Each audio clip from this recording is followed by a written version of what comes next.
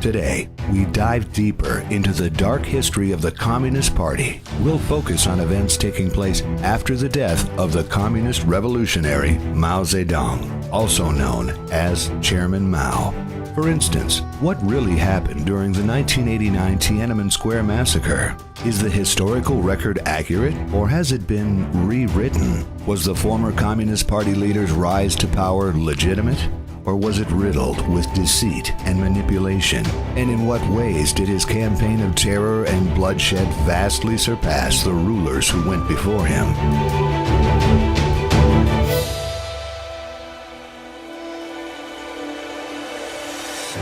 Was this Chinese spiritual practice, only recently revealed, the sole and primary target of an entire country's political government? And what did it teach that actually benefited more than 100 million people in less than 7 years? Let's dig into this two-part series. Only on the Edge of Wonder. Welcome to Edge of Wonder. So to spin off our series on communism, we wanted to bring you guys what is happening in China today and with the current situation of the Chinese Communist Party.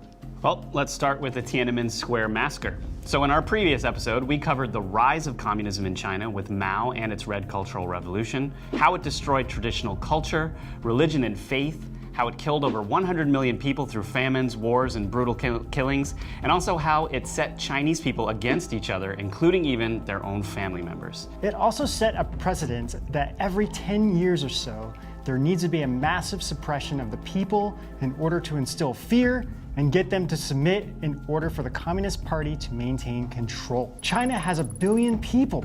If they were to rebel, they would take over the party in seconds. The Chinese Communist Party, or CCP, fears this so much that it has become normal for the Chinese people to be terrified from having critical thoughts about the party, as if the party could actually read your mind or something. I mean, this is exactly how George Orwell's 1984 describes the thought police. People in the party are forced to write down their thoughts in journals, and if anything seems out of place, they'll be questioned, go through propaganda brainwashing, jailed, or even killed. After Mao's death in the 70s, people were forever scarred by his Cultural Revolution and were left in despair. They found it virtually impossible to view the Communist Party in any positive light after millions upon millions were killed. I wonder why. China needed to regain support from the people, so slowly an economic reform started to happen.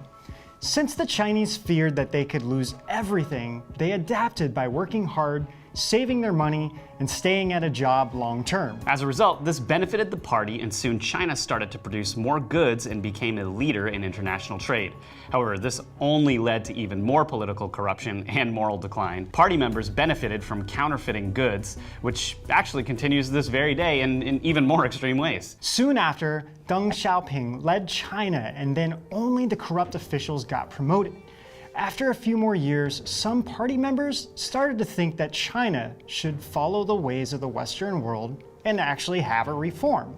Hu Yaobang, a high-ranking official in China, started to reject Mao's Marxist views and became popular among students since he promoted things like freedom of speech and the press. Get this, a New York Times article from 1989 writes, when he was asked which of Mao's thoughts were applicable in China's efforts to modernize its economy, he replied, I think none. What made this guy a hero to so many free thinkers in China was his willingness to steer the country away from Marxism, and that made him wildly influential. How does China respond to a person like Hu Yaobang who goes against the grain? They forced him to resign and made him walk back on his words against the party. After his death in April of 1989, over 10,000 students marched to Tiananmen Square to attend his memorial service and deliver the petition letter to then Premier Li Peng. Students and professors publicly mourned his death all over the streets in Beijing. Their resentment towards nepotism and their unfair treatment to Hu Yaobang sparked the Tiananmen protests of 1989. Soon others heard about it, and Chinese people from all over started to pour in to join in on the protest. As more and more information started to come in and out of China, many of the Chinese people looked to the West and saw how democracy allowed the American people to live peacefully. At this point in May, over 1 million people came to protest in Tiananmen Square both day and night, demanding a reform in the party and the adoption of democracy. They even created a Statue of Liberty type figure they called Goddess of Democracy, demanding that the party reform. The protests were extremely peaceful, and news media from all over the world started to report for the first time what was happening in China with live updates. Some party members just came out to talk to the students without any notice, to ask them what kind of reform they would like. I mean, this showed that they knew the protesters were not dangerous. All of this sent Deng Xiaoping over the edge.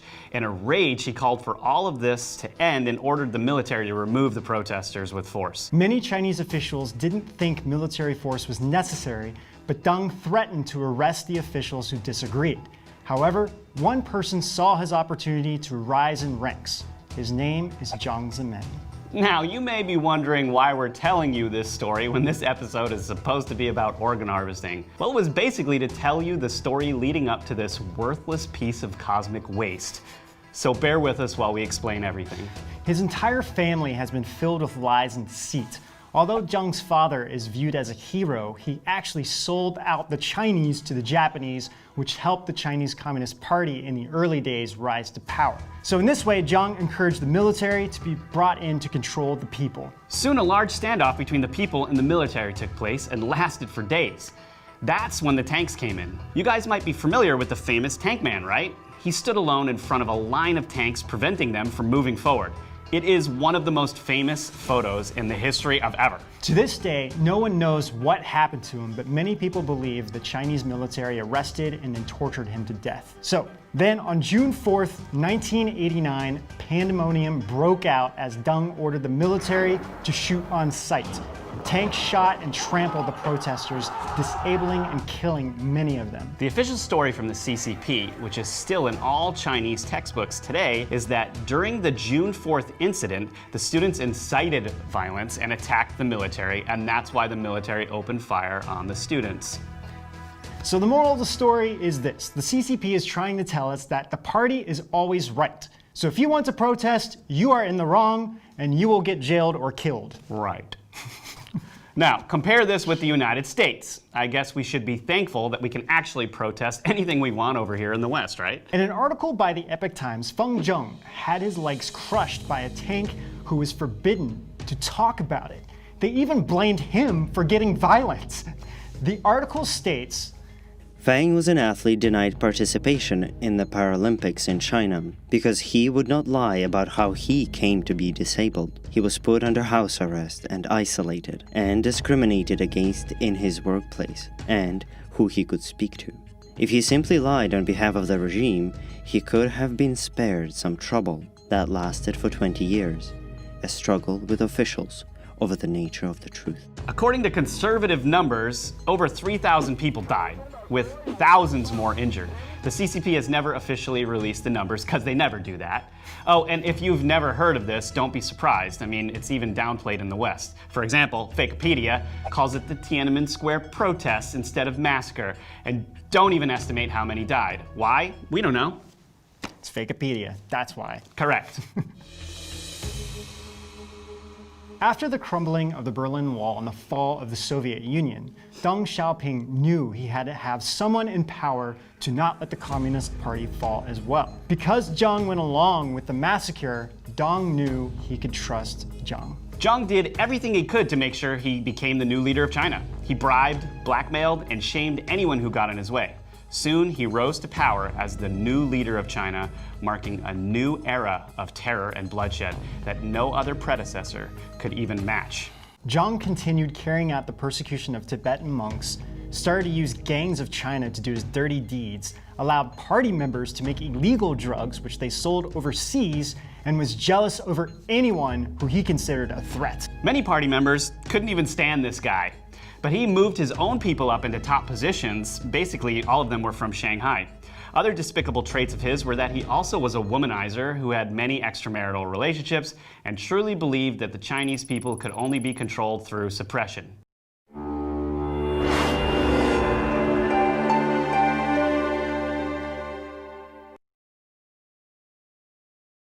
In 1992, the practice of Falun Gong or Falun Dafa started to be spread in China.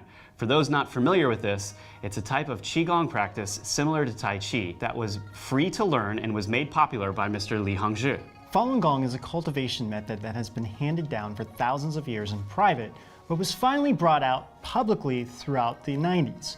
Within a few short years, its popularity skyrocketed in China, and you could pretty much see practice sites all over the country. At the beginning, even the Chinese government endorsed Falun Gong within China because people felt happier and healthier. The practice saved the country so much money on healthcare costs. There are many, many miraculous stories of people getting healed through practicing Falun Gong. Yeah, even I know someone who made a full recovery from her health issues. Her doctor told her that she had a heart murmur and a lung tumor. They gave her 3 months to live. After practicing Falun Gong, she returned to the doctors and they said to her, whatever you're doing, keep doing it because it's working. It has been over 20 years and she's still alive with no issues at all. Yeah, actually there's a lot of stories like this. There's one story about a scientist who had Guillain-Barré syndrome. I'm not sure if you guys know what this is, but it's an autoimmune disorder. Basically your immune system attacks your peripheral nervous system. It's actually pretty fatal. After starting to practice, it actually just magically disappeared. And literally, upon going to the doctor, it was the same exact reply. Congratulations, you're in complete remission. I have no explanation, but keep doing whatever you're doing. I mean, what? There's literally hundreds of stories like this one. So how did this happen?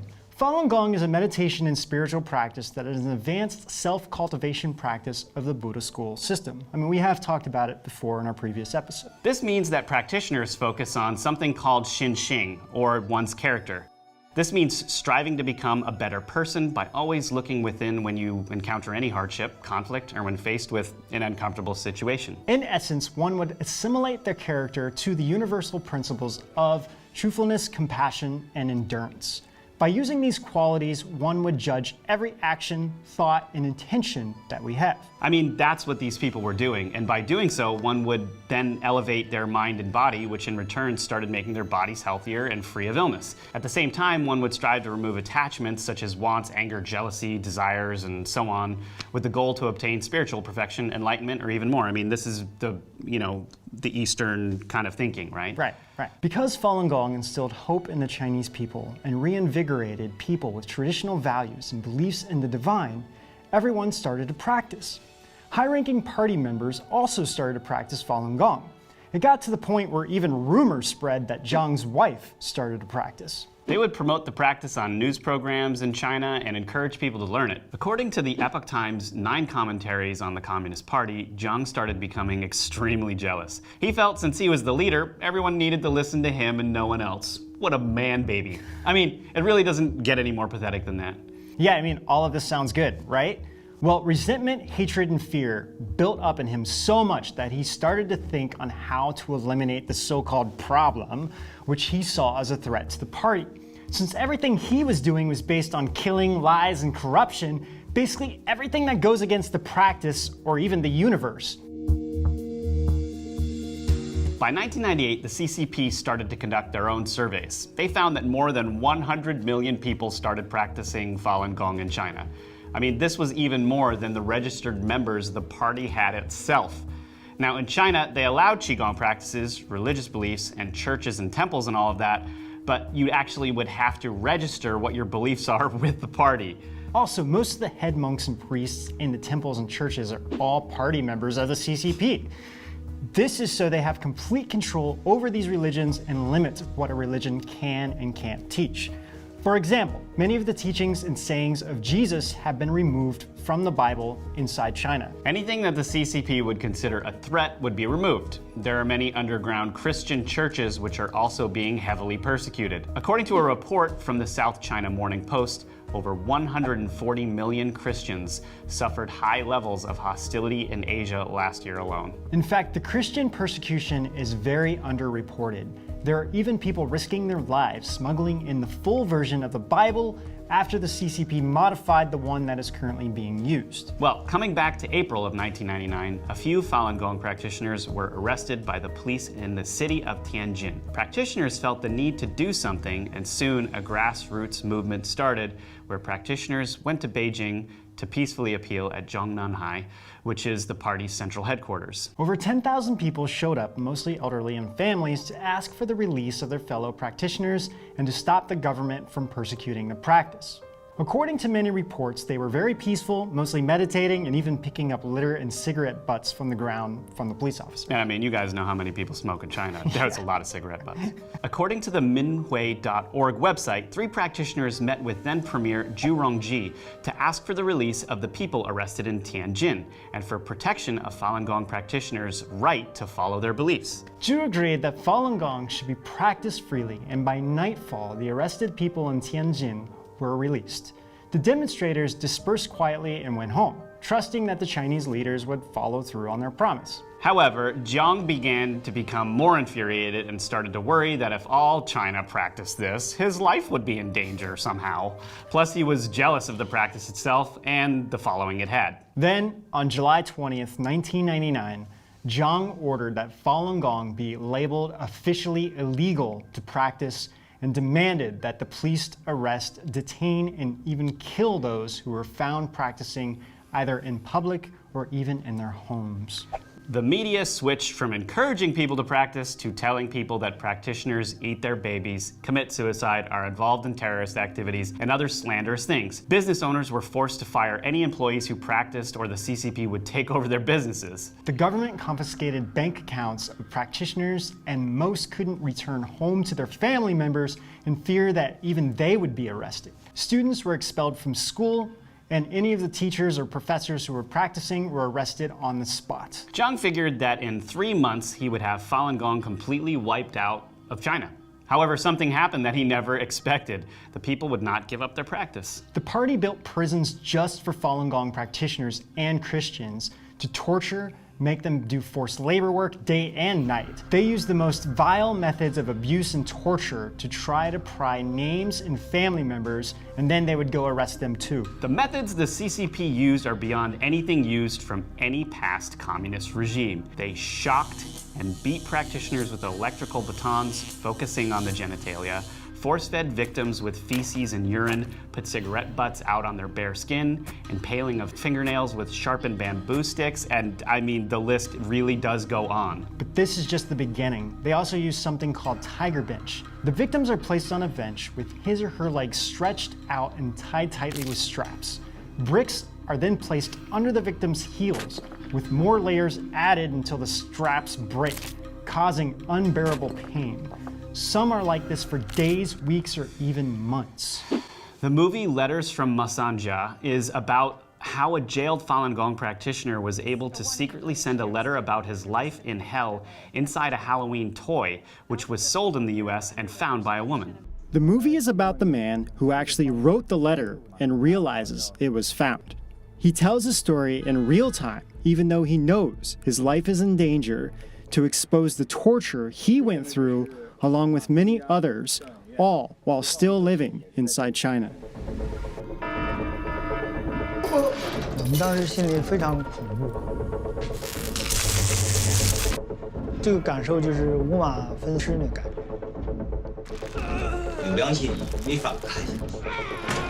This is actually just the beginning. Jiang even said it's not a crime to beat Falun Gong practitioners to death. If a Falun Gong practitioner is beaten to death, it is counted as suicide. The point is that they try to get practitioners to reform and stop practicing. If they did, they're actually released. So why are they choosing death and torture over reforming? If they did reform and vow to stop practicing, the CCP would promote them on TV, forcing them to make damning comments about Falun Gong and also use them to persuade others to quit. They also needed to give all the names and addresses of other practitioners so they can help them reform.